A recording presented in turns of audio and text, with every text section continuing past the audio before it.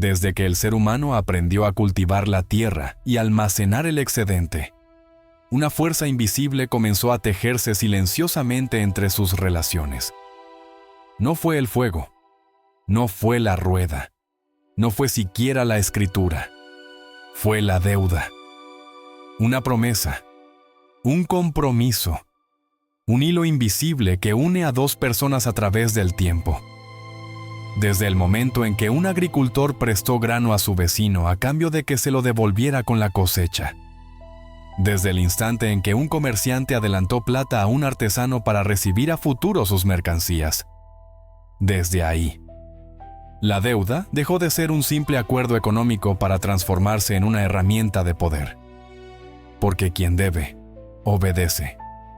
Y quien presta, gobierna. Este principio tan sencillo ha sido el motor silencioso detrás de imperios enteros. Ha levantado civilizaciones y las ha derrumbado. Ha hecho que reyes poderosos se arrodillen ante banqueros invisibles.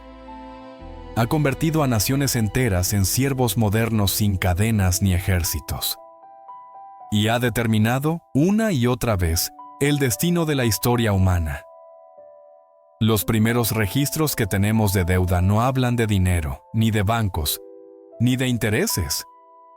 Hablan de tablillas de arcilla en Mesopotamia, de cosechas prestadas, de promesas escritas con cálamos sobre barro húmedo.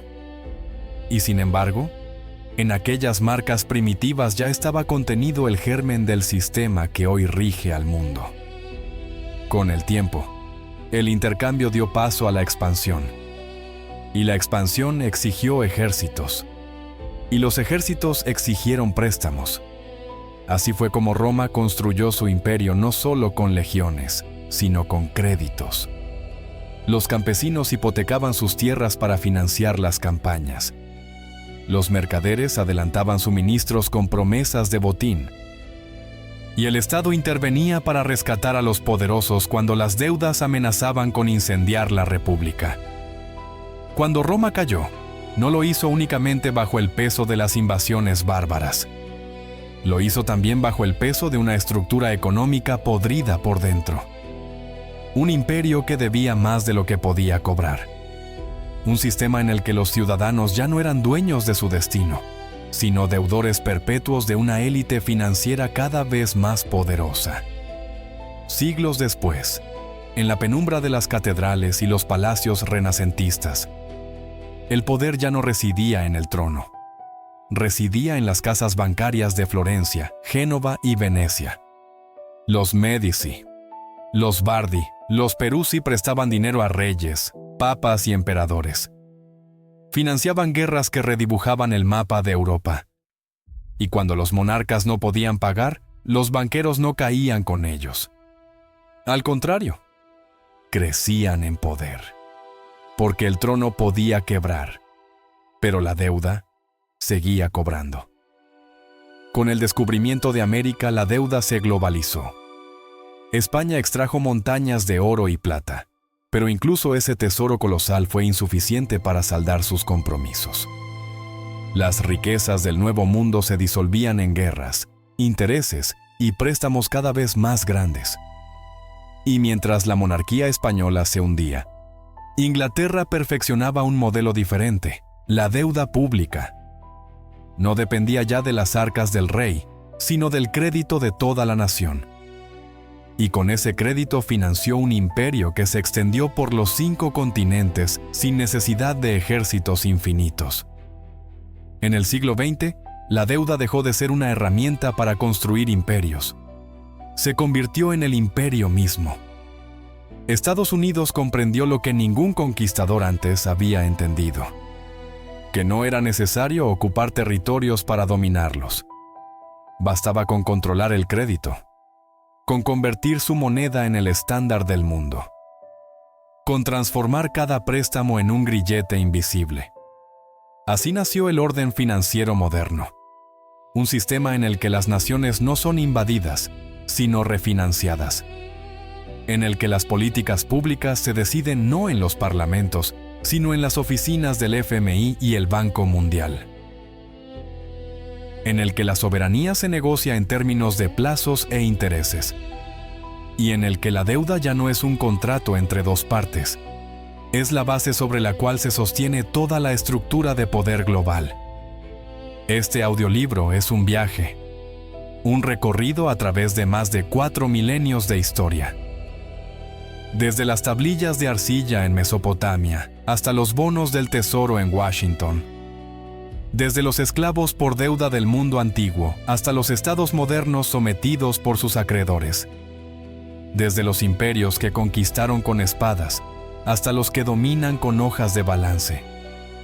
No es una historia de números, es una historia de poder, de ambición, de control y de cómo la humanidad, una y otra vez, ha entregado su destino a cambio de promesas escritas en papel. Prepárate para mirar el mundo con otros ojos. Porque una vez que entiendas cómo funciona el imperio de la deuda, ya no podrás dejar de verlo en cada rincón de la historia, ni en cada decisión política, ni en cada crisis financiera que sacude nuestras vidas. Porque al final, la deuda no es solo una herramienta. Es la narrativa invisible que ha escrito el destino de civilizaciones enteras. Y quizás aún esté escribiendo la nuestra. Capítulo 1. La deuda, la invención invisible del poder. La deuda no es solo un número escrito en un papel ni una cifra que aparece en una pantalla bancaria. Es, en esencia, una promesa. Una palabra dada en el presente que compromete al futuro. Desde los albores de la humanidad, cuando las primeras comunidades comenzaron a intercambiar granos, animales o herramientas, apareció una idea que cambiaría el curso de la historia: la obligación de devolver. Y en esa obligación nació, silenciosamente, un poder invisible. La deuda se convirtió en algo más que un simple acuerdo económico. Se transformó en un vínculo espiritual, en una atadura social, en un lazo que unía a las personas bajo reglas que no siempre eran visibles.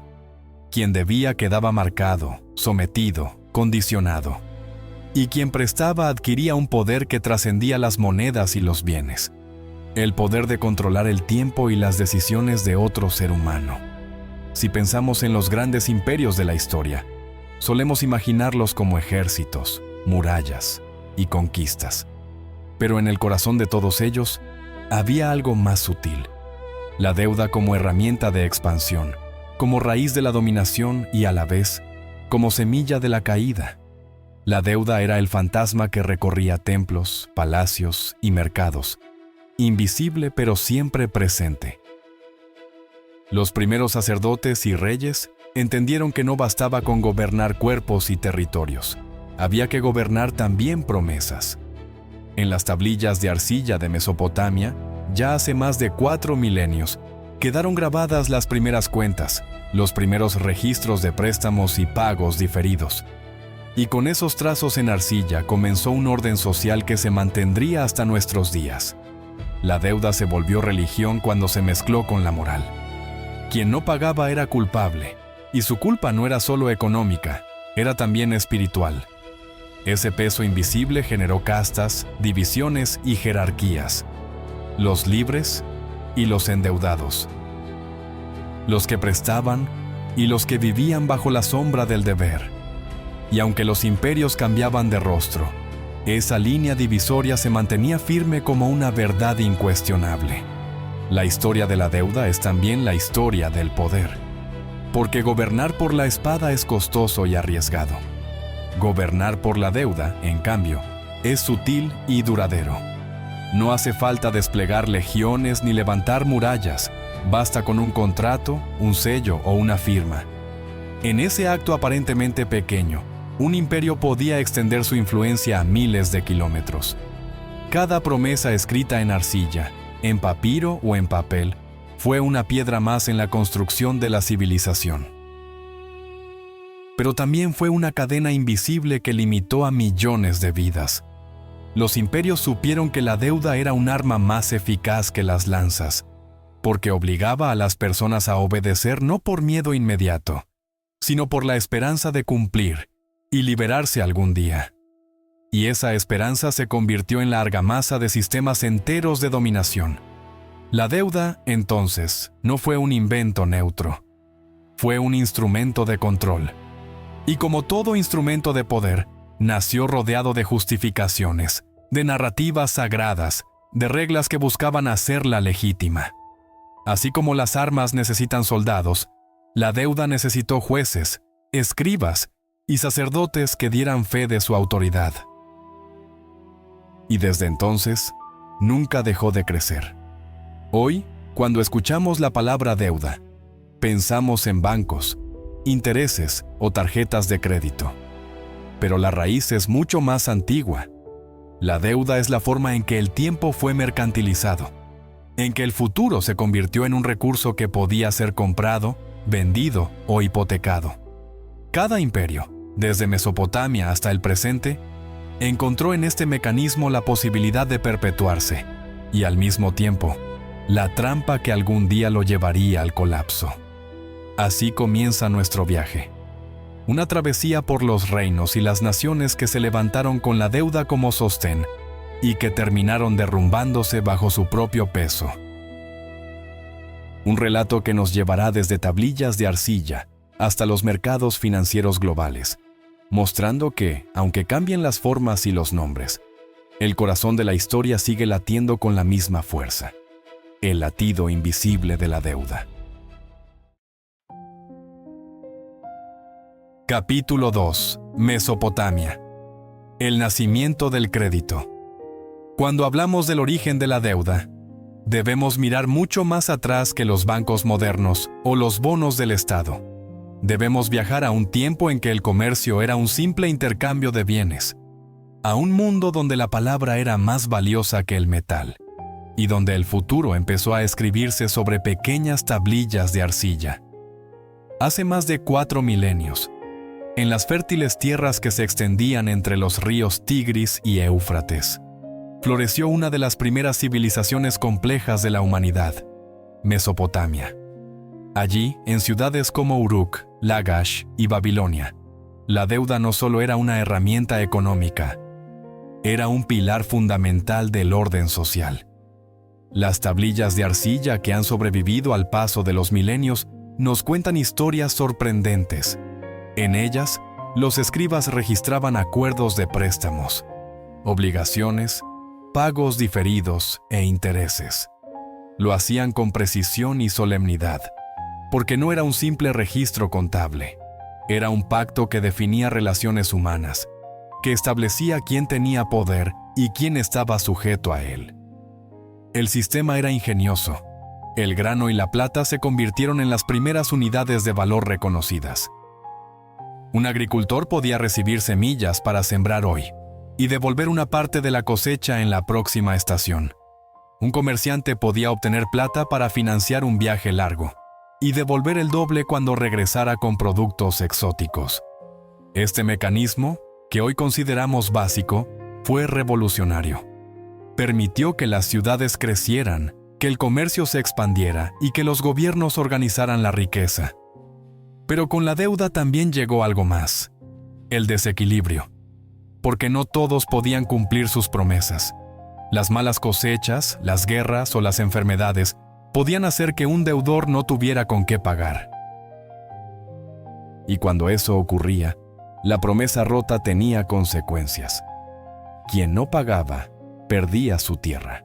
Quien no tenía tierra, ofrecía su fuerza de trabajo.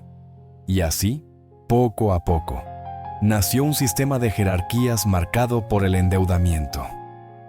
En Mesopotamia, muchos hombres libres se convirtieron en siervos por no poder saldar sus deudas. Algunos incluso ofrecían a sus hijos como garantía, un acto impensable desde nuestra perspectiva moderna, pero habitual en una sociedad donde la promesa tenía un peso sagrado. La esclavitud por deudas fue una institución central del mundo antiguo, un mecanismo que consolidaba el poder de unos pocos sobre muchos. Y sin embargo, incluso en aquel sistema tan rígido, Existía la conciencia de que el endeudamiento podía desestabilizar a toda la sociedad. Cuando las deudas se volvían impagables y el número de siervos aumentaba demasiado, los reyes mesopotámicos recurrían a una solución sorprendente: el jubileo. El jubileo era un perdón general, un decreto real que anulaba las deudas, liberaba a los deudores y devolvía las tierras confiscadas. No era un gesto de compasión, sino de estrategia, porque si demasiadas personas quedaban atrapadas en la servidumbre, la economía dejaba de funcionar. El comercio se paralizaba y el reino entero corría peligro. El perdón no era debilidad, era la válvula de escape necesaria para que el sistema no colapsara bajo su propio peso. Así fue como nacieron, hace más de 4000 años, las primeras crisis financieras y sus primeras soluciones.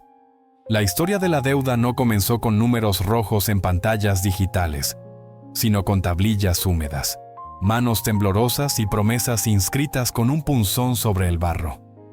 En Mesopotamia, el crédito no solo impulsó el crecimiento de ciudades y estados, sino que también reveló una verdad que seguimos viviendo hoy: que el poder de la deuda no reside en el dinero, sino en el control del futuro.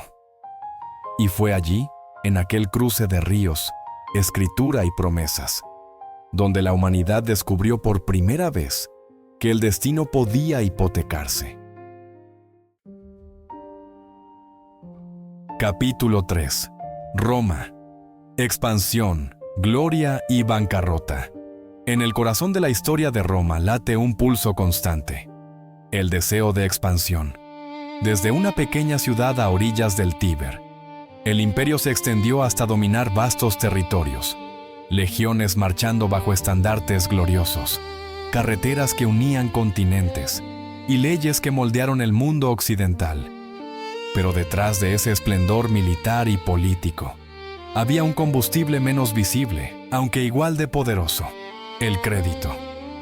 Roma comprendió desde temprano que la guerra no se gana solo con espadas, se gana con suministros, con logística, con la capacidad de sostener ejércitos durante años en tierras lejanas. Y para financiarlo todo, el Estado romano recurrió a la deuda. Los préstamos a gran escala, la emisión de obligaciones, el uso de promesas de pago futuras a cambio de recursos presentes, se convirtieron en parte del engranaje imperial. Los patricios, la clase alta romana, prestaban grandes sumas al Estado y a cambio recibían privilegios, tierras y concesiones comerciales. Muchos de ellos se enriquecieron no en el campo de batalla, sino en las oficinas donde se negociaban las condiciones de los préstamos. El crédito no solo sostenía a las legiones, también se convertía en un instrumento de ascenso político. Quien financiaba una guerra ganaba influencia. Quien controlaba el crédito controlaba Roma. Pero el endeudamiento no se limitaba al Estado. También afectaba a sus ciudadanos. Muchos pequeños agricultores, incapaces de competir con las grandes propiedades controladas por la élite, hipotecaban sus tierras para sobrevivir. Si la cosecha fallaba o el precio del grano caía, perdían todo.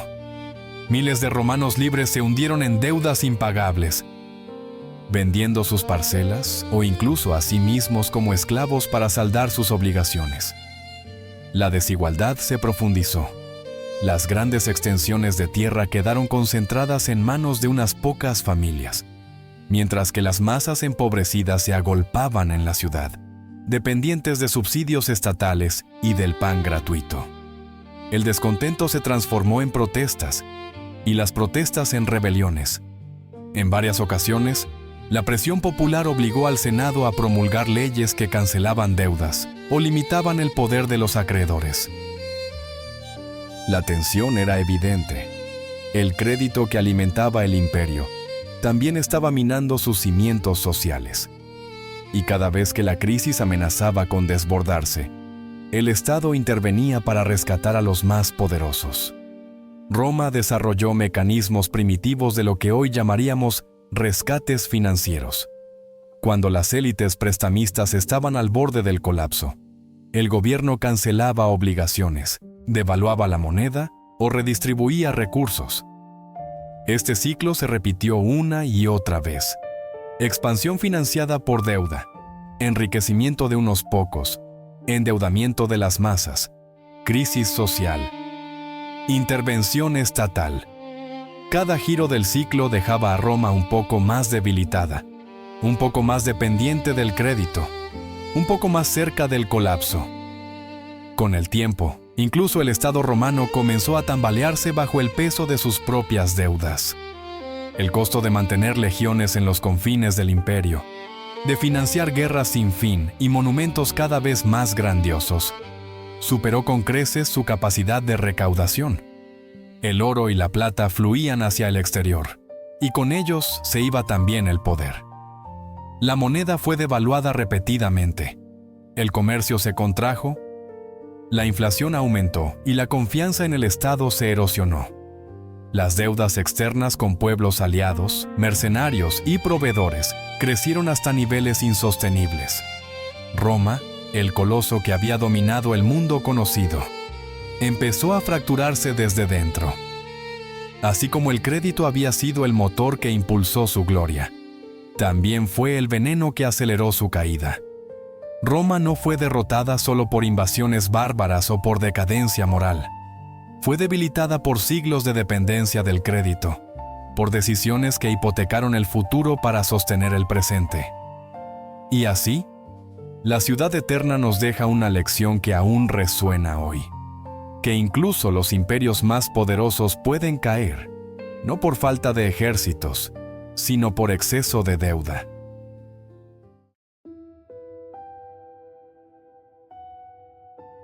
Capítulo 4. Banqueros del medievo. El dinero detrás del trono. En el silencio sombrío de las catedrales góticas y el murmullo de los mercados medievales, algo más poderoso que las espadas o las coronas comenzaba a mover los hilos del mundo. No era el rugido de ejércitos ni el poder de la fe, sino el susurro constante del crédito. En la penumbra de los talleres de Florencia, Génova y Siena, surgían nuevas fuerzas invisibles, capaces de arrodillar a los reyes y elevar a simples comerciantes al rango de gobernantes.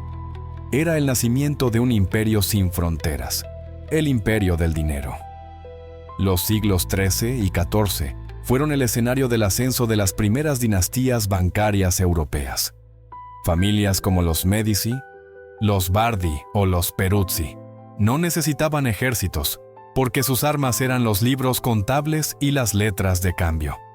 Lo que comenzó como pequeñas casas de cambio dedicadas a transferir dinero entre ciudades, pronto se convirtió en un sistema financiero internacional que conectaba a Florencia con Londres, París, Aviñón y Constantinopla. El negocio era simple pero devastadoramente efectivo.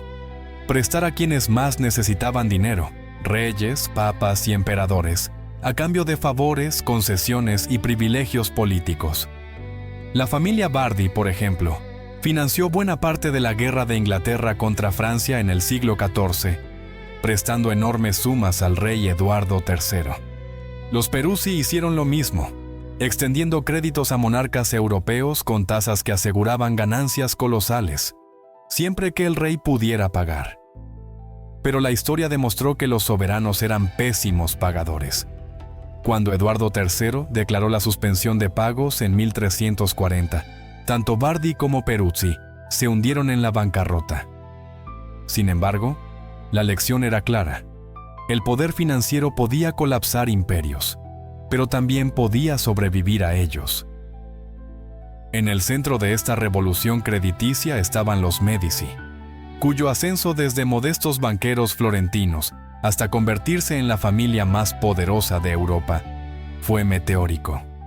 A través de préstamos estratégicos al papado, financiaron guerras, cruzadas y fastuosos proyectos artísticos.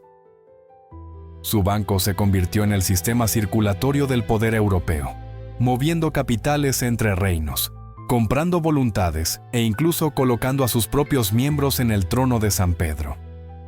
Con León X y Clemente VII, dos papas Medici, La fusión entre dinero y religión alcanzó su clímax, pero este nuevo orden no estaba exento de riesgos.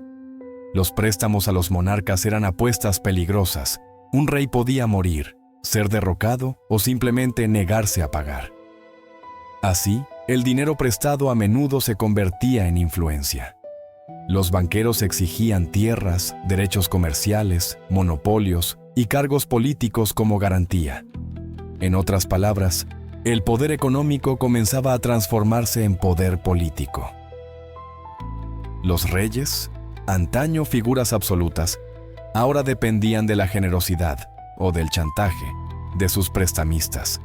Las guerras, tradicionalmente impulsadas por la fe, el honor o la ambición territorial, se volvieron cada vez más costosas. Y cada campaña militar requería de créditos cada vez más grandes. Los papas financiaban cruzadas con dinero prestado. Los reyes hipotecaban impuestos futuros para mantener sus ejércitos en marcha. La deuda no solo decidía el destino de las batallas, sino también el de las dinastías. Aquellos que controlaban el crédito podían decidir quién ganaba una guerra antes incluso de que se disparara la primera flecha. El auge del capital privado tuvo otra consecuencia: el nacimiento del sistema bancario moderno. Los banqueros desarrollaron técnicas para gestionar riesgos, inventaron instrumentos financieros como las letras de cambio y establecieron redes de corresponsales que anticipaban el modelo de la banca internacional. Con el tiempo, el dinero dejó de ser simplemente una herramienta de intercambio y se convirtió en un mecanismo de dominación. Un rey podía perder una guerra, pero un banquero podía financiar al vencedor.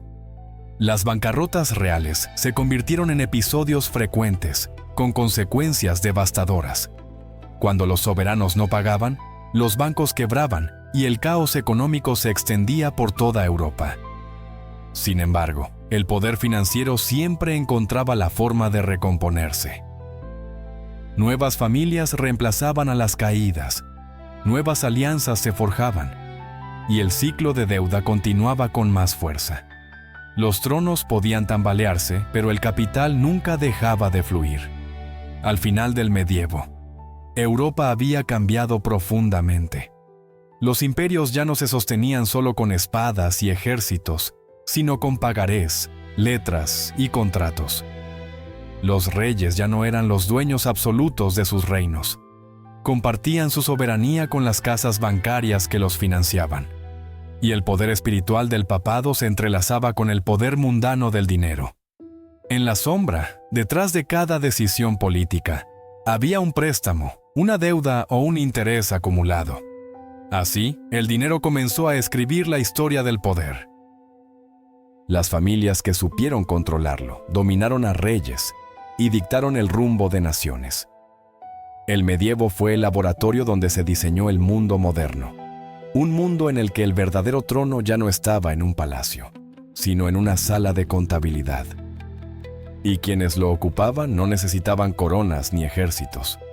Solo necesitaban oro, crédito y paciencia. Capítulo 5. Colonias endeudadas. España, Inglaterra y el precio del imperio. El descubrimiento del Nuevo Mundo marcó un punto de inflexión en la historia de la deuda. A fines del siglo XV, cuando las carabelas españolas regresaban cargadas de oro y plata desde América, parecía que el poder de la deuda había sido derrotado por el peso del metal. El tesoro del Perú y de México llenaba las arcas de la corona. Las catedrales se elevaban hacia el cielo y el imperio español se extendía sobre continentes enteros. Pero bajo ese brillo imperial se escondía una realidad menos gloriosa. El flujo constante de riquezas no solucionaba la deuda, solo la enmascaraba. Durante el siglo XVI, España se convirtió en la potencia más poderosa del mundo. Su imperio abarcaba territorios en América, Europa, África y Asia. Pero cada conquista, cada guerra, cada flota enviada al otro lado del océano tenía un precio astronómico.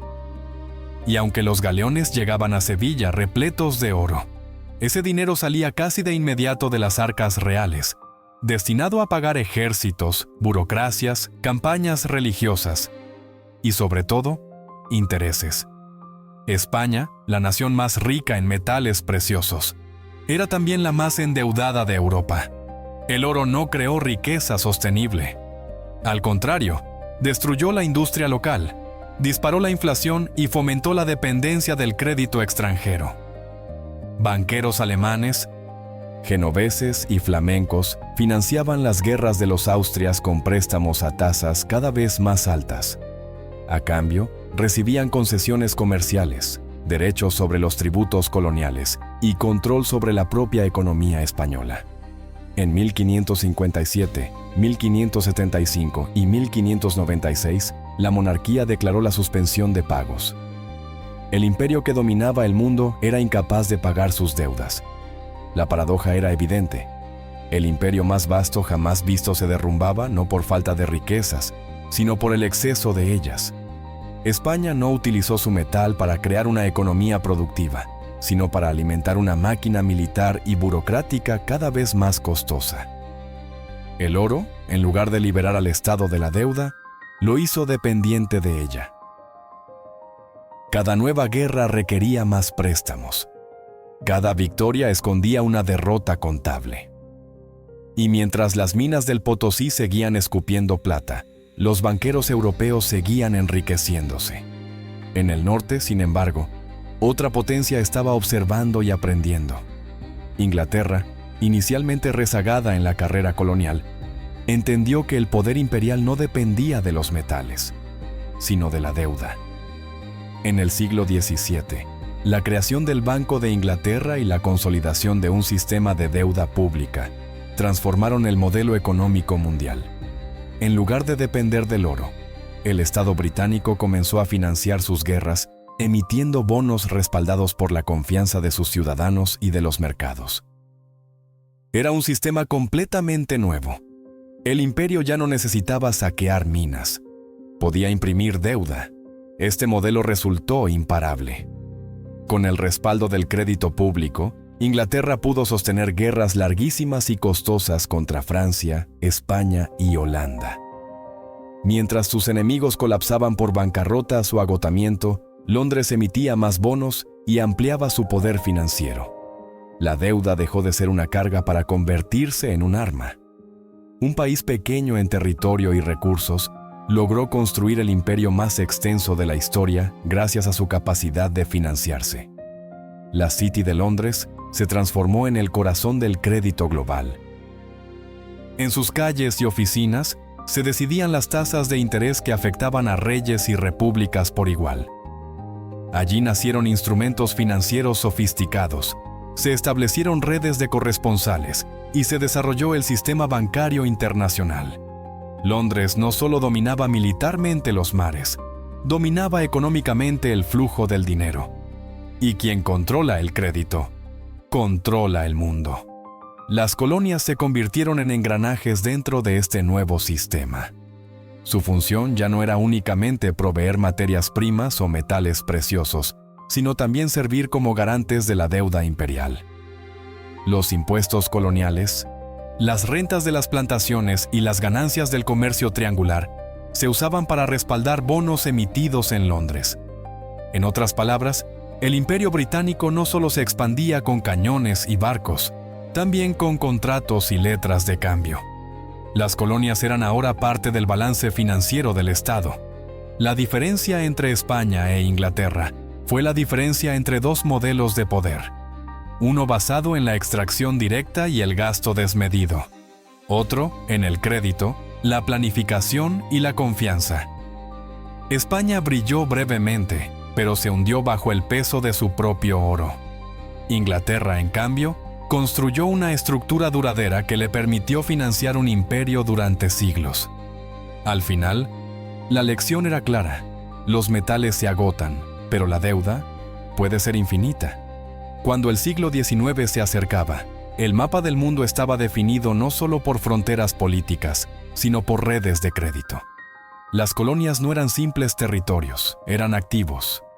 Las flotas no solo transportaban soldados, transportaban capital. Y en el corazón de todo ese entramado, el dinero había desplazado definitivamente a la fuerza militar como el instrumento supremo de la dominación imperial. El mundo ya no pertenecía al que conquistaba tierras, sino al que prestaba dinero para conquistarlas. Capítulo 6. El siglo XX. El dólar y el nuevo imperio de papel. La historia del poder raramente se repite, pero siempre rima. Cuando las cenizas de la Segunda Guerra Mundial aún cubrían las ruinas de Europa y Asia, el mundo volvió a presenciar el nacimiento de un imperio. No fue forjado con ejércitos conquistadores ni con territorios colonizados por la fuerza. Esta vez, el dominio se levantaría con cifras, con préstamos, con contratos, con papel. Era el inicio del siglo americano, y su imperio no sería de hierro y sangre, sino de deuda y confianza.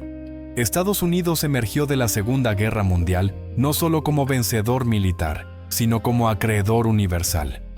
Mientras Europa y Japón estaban en ruinas, la industria estadounidense había crecido como nunca antes. Su producción representaba casi la mitad del PIB mundial, y sus reservas de oro eran las más grandes del planeta. Pero el verdadero poder no radicaba en sus fábricas o en su ejército, sino en su capacidad para prestar dinero. El mundo destruido necesitaba reconstruirse, y Estados Unidos se ofreció gustosamente a financiar esa reconstrucción. El Plan Marshall, anunciado en 1947, fue mucho más que un programa de ayuda. Fue una estrategia magistral de dominación económica. A través de préstamos y subsidios, Washington impulsó la recuperación de Europa Occidental, asegurando no solo mercados para sus productos, sino también lealtades políticas. Las naciones que aceptaban el dinero estadounidense se integraban en su órbita de influencia, adoptaban sus modelos económicos y alineaban sus políticas exteriores con los intereses de Washington. La deuda, una vez más, no era solo una herramienta financiera, era un mecanismo de control. En 1944, antes incluso de que terminara la guerra, las potencias aliadas se habían reunido en la conferencia de Bretton Woods para rediseñar el sistema económico mundial. El resultado fue revolucionario. El dólar estadounidense se convirtió en el eje de las finanzas globales. Su valor se fijó al oro, y todas las demás monedas se vincularon al dólar. Esto significaba que para comerciar, invertir o pagar deudas internacionales, los países necesitaban dólares. Y Estados Unidos, por supuesto, era el único que podía crearlos. De un solo golpe, Washington convirtió su moneda nacional en la moneda del mundo. Ya no necesitaba ocupar territorios ni imponer tributos. Le bastaba con emitir deuda que otros países estarían ansiosos por comprar. El oro ya no era el centro del sistema. Lo era la confianza en la capacidad estadounidense de pagar sus obligaciones. El planeta entero comenzó a financiar el estilo de vida americano, comprando bonos del tesoro y acumulando dólares como reservas. Estados Unidos, en efecto, descubrió cómo conquistar el mundo imprimiendo dinero. Pero el proyecto imperial necesitaba instituciones que consolidaran este nuevo orden. Así nacieron el Fondo Monetario Internacional, FMI, y el Banco Mundial, creados para garantizar la estabilidad financiera global.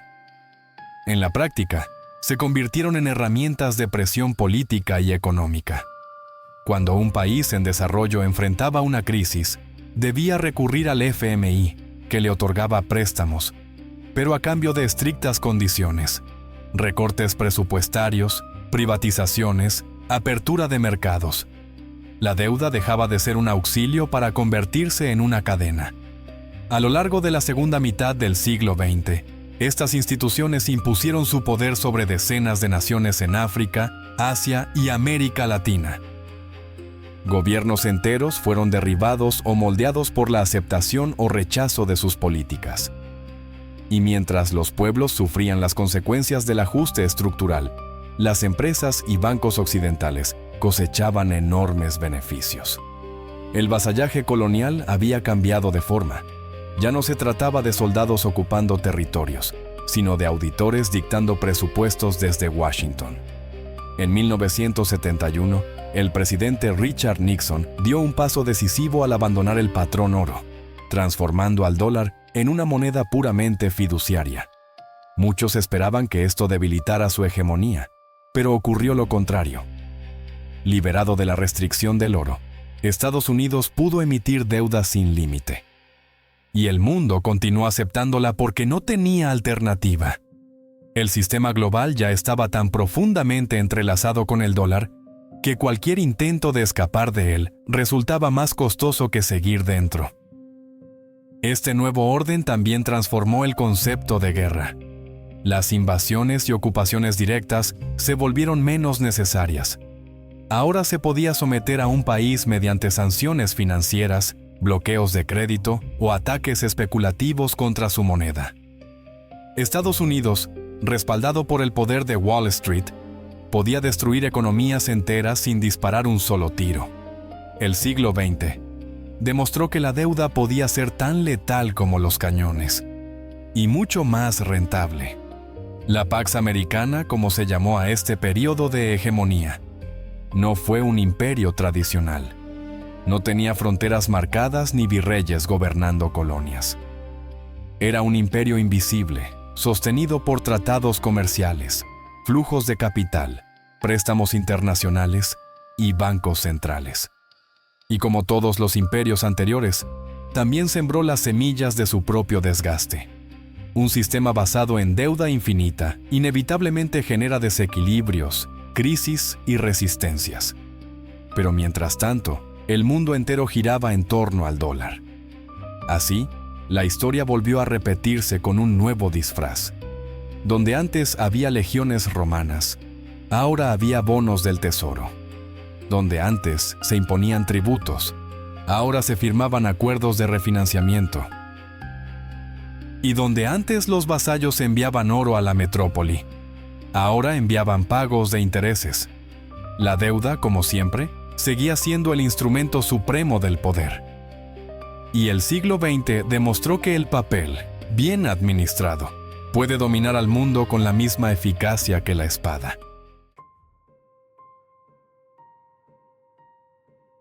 Capítulo 7. Vasallos modernos. El imperio invisible del siglo XXI. El mundo del siglo XXI ya no se parece al mapa de los viejos imperios.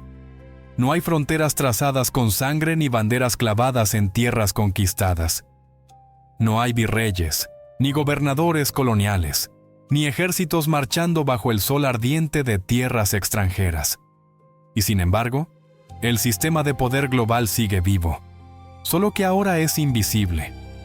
En lugar de legiones, hay flujos de capital. En lugar de cañones, hay contratos. Y en lugar de cadenas de hierro, hay cadenas de deuda. Hoy, la soberanía de una nación ya no se mide únicamente por su bandera o sus instituciones. Se mide, sobre todo, por su balance de pagos, por la calificación de sus bonos, por su capacidad de acceder al crédito internacional. Un país puede tener ejército, presidente y constitución, pero si está ahogado en deuda, su margen de maniobra política es mínimo. Sus presupuestos dependen de la aprobación de organismos multilaterales. Sus decisiones estratégicas deben complacer a los mercados. Y sus reformas internas son, muchas veces, dictadas desde despachos a miles de kilómetros de distancia. La dinámica es siempre la misma. Un país en crisis recurre al préstamo internacional. El dinero llega con rapidez, pero nunca sin condiciones. El acreedor, sea el FMI, un consorcio bancario o un país prestamista, exige reformas estructurales, privatizar empresas estatales, reducir el gasto social, abrir mercados a la inversión extranjera. Las medidas, justificadas en nombre de la eficiencia económica, terminan debilitando al Estado, concentrando la riqueza y profundizando la dependencia. Cuando el ciclo de deuda vuelve a comenzar, el país está aún más vulnerable que antes. Este ciclo perpetuo ha transformado a muchas naciones en vasallos modernos. Ya no obedecen a una metrópoli visible, sino a una red difusa de acreedores globales, bancos de inversión, fondos soberanos, instituciones financieras internacionales. Son ellos quienes determinan qué políticas son responsables, qué gobiernos son confiables y qué países merecen crédito. Los parlamentos pueden votar leyes, pero son las agencias calificadoras las que deciden si esas leyes son sostenibles. La soberanía, en gran parte del mundo, es ahora un concepto condicionado. Sin embargo, en este tablero global ha surgido un nuevo actor que ha cambiado las reglas del juego: China. A través de su ambiciosa iniciativa de la Franja y la Ruta, Pekín ha extendido su influencia por Asia, África, América Latina y Europa. Su estrategia es simple y poderosa: ofrecer préstamos gigantescos para financiar infraestructura, puertos, ferrocarriles, carreteras, represas, que transformen economías enteras. Los países receptores obtienen desarrollo inmediato, pero a cambio asumen deudas colosales. Y si no pueden pagarlas, deben conceder concesiones estratégicas, control de puertos, acceso a recursos naturales o acuerdos políticos favorables a China. Este nuevo modelo imperial no necesita invasiones. Un país puede seguir siendo formalmente independiente y, sin embargo, encontrarse atrapado en la órbita de Pekín. Algunos lo llaman diplomacia de la trampa de deuda. Otros lo ven como la evolución natural de la geopolítica financiera. Pero el resultado es innegable. El mapa del poder global se está reconfigurando no con ejércitos, sino con contratos de infraestructura y calendarios de pagos. El imperio chino se extiende no con banderas, sino con flujos de capital. En paralelo, los acreedores privados han adquirido un protagonismo sin precedentes. Fondos de inversión como BlackRock, Vanguard o JP Morgan manejan cantidades de dinero que superan el PIB de la mayoría de los países. Sus decisiones de compra o venta pueden disparar crisis financieras, hundir monedas nacionales o derribar gobiernos. En este contexto, muchos estados se comportan menos como soberanos y más como deudores corporativos, adaptando sus políticas para mantener la confianza de los mercados. El poder político se ha desplazado, silenciosamente, hacia los consejos de administración. Esta transformación plantea una pregunta inquietante: ¿quién gobierna realmente el mundo? ¿Los estados, con sus instituciones y elecciones democráticas, o los acreedores, con sus balances y decisiones de inversión? La respuesta no es simple. El poder estatal sigue existiendo, pero está cada vez más condicionado. Y el poder financiero, aunque invisible, ejerce un control efectivo sobre la mayoría de las decisiones que determinan el destino de las naciones. El siglo XXI nos muestra un mundo donde el viejo concepto de soberanía está siendo reescrito. La independencia ya no se pierde con invasiones, sino con déficit presupuestarios. La sumisión ya no se impone con tratados coloniales, sino con contratos de deuda. Y el vasallaje ya no se proclama con juramentos, sino con compromisos financieros. El imperio sigue existiendo, solo que ahora sus ejércitos están hechos de números, sus armas son tasas de interés, y su bandera es el símbolo del dólar, el euro o el yuan. Así, el ciclo iniciado hace más de 4.000 años en Mesopotamia llega a su punto más sofisticado. La deuda, que comenzó como una herramienta de intercambio entre agricultores, es ahora el sistema nervioso del orden mundial. Cada préstamo concedido, cada bono emitido, cada reforma impuesta es una hebra más en la red invisible que une y ata a todas las naciones. Y aunque el mapa político del mundo siga cambiando, una cosa permanece constante: quien controla la deuda, controla el destino. El imperio del siglo XXI no tiene rostro, pero gobierna el planeta con mano firme. Capítulo 8. El fin del ciclo. ¿Colapso o renacimiento? La historia tiene un ritmo que no perdona. A veces lento, como el pulso silencioso de un imperio que parece eterno. A veces abrupto, como un colapso que llega de un día para otro y arrastra con él siglos de gloria. Pero en ambos casos, El destino es el mismo. Ningún imperio, por más vasto o poderoso que haya sido, ha sobrevivido a la corrosión inevitable de su propio sistema. Y en el corazón de ese sistema, como una bomba de tiempo silenciosa, siempre ha estado la deuda. Roma cayó no solo por los bárbaros, sino por el peso insoportable de sus deudas internas. España se hundió en bancarrotas sucesivas, ahogada por los préstamos que financiaron guerras inútiles. Inglaterra perdió sus colonias no por falta de ejércitos, sino por la carga financiera de un imperio demasiado caro de sostener. Y hoy, el mundo entero parece caminar por esa misma senda.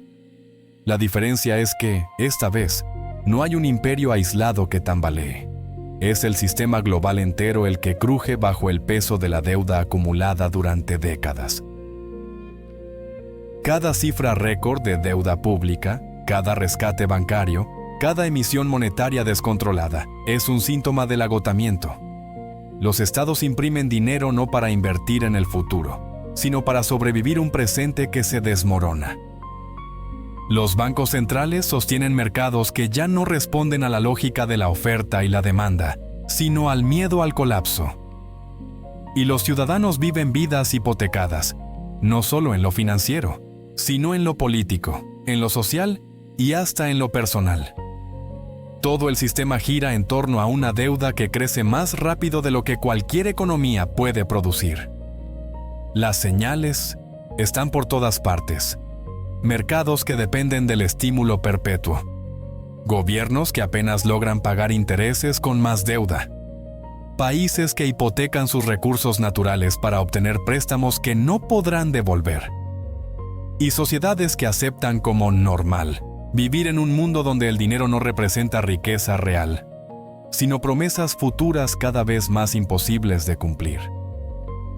En este escenario, los posibles futuros del sistema de deuda global se bifurcan en caminos muy distintos. Uno de ellos es el del default masivo, un reinicio forzado en el que naciones enteras declaran la imposibilidad de pagar, y el tablero financiero mundial se desmorona. Sería un caos sin precedentes, pero también una liberación de las cadenas que mantienen al mundo en servidumbre económica. Otro escenario apunta a la creación de una moneda global, quizás digital, controlada por un organismo supranacional que administre la deuda mundial y redefina la soberanía económica. Un tercer camino, más radical, imagina un mundo dominado por criptodominios, redes descentralizadas de valor que sustituyen a los bancos y gobiernos como emisores de confianza. Cada opción encierra sus propias promesas y peligros. El default podría resetear el sistema, pero a un costo humano inmenso.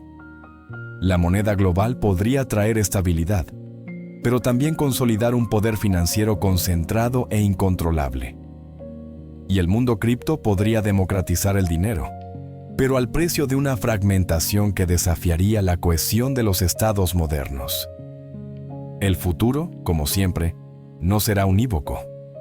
Probablemente combine elementos de los tres, en una transición tan caótica como inevitable.